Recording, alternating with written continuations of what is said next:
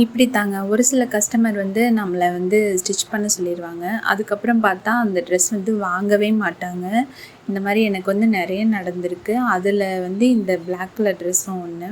இந்த ட்ரெஸ் வந்து நீங்கள் பார்த்துருப்பீங்க. இதுக்கு முன்னாடி வந்து நான் ஒரு ரீல் போட்டிருந்தேன். இந்த கஸ்டமர் வந்து ஆக்சுவலாக என்னோடய ரிலேட்டிவு. அவங்க வந்து நல்லா தான் இருந்தாங்க. எங்கள் கூட வந்து கொஞ்சம் சண்டை போட்டுட்டதுனால அந்த ட்ரெஸ்ஸை வந்து என்கிட்ட இருந்து வாங்கவே இல்லை. ப்ளஸ் வந்து எனக்கு அந்த ட்ரெஸ்ஸே வேண்டாம் அப்படின்னு சொல்லிட்டாங்க. சரி ஓகே அப்படின்ட்டு அவங்க வந்து ஆக்சுவலி என்ன மாதிரி தான் இருப்பாங்க. ஸோ அதனால் அந்த ட்ரெஸ்ஸை வந்து நானே யூஸ் பண்ண ஆரம்பிச்சிட்டேன்.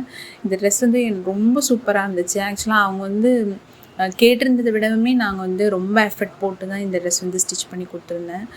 பின்னாடிலாம் வந்து ஒரு பவ் வச்சு நல்லா டிசைன் பண்ணி, அப்புறம் முன்னாடிலாம் வந்து அந்த ஒரு போட்லி பட்டன் டிசைன் மாதிரி வச்சு சூப்பராக இருந்தது இந்த கலர் காம்பினேஷன். அதுவும் அந்த பாப்பாவோட ட்ரெஸ் வந்து ரொம்ப அல்டிமேட்டாக இருந்துச்சு.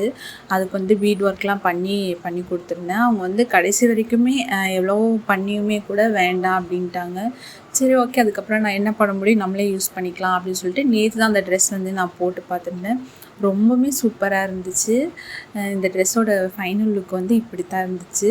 பிடிச்சா லைக் பண்ணுங்கள். யார்கிட்டையும் அதிகமாக சண்டை போடாதீங்க. Thank you so much.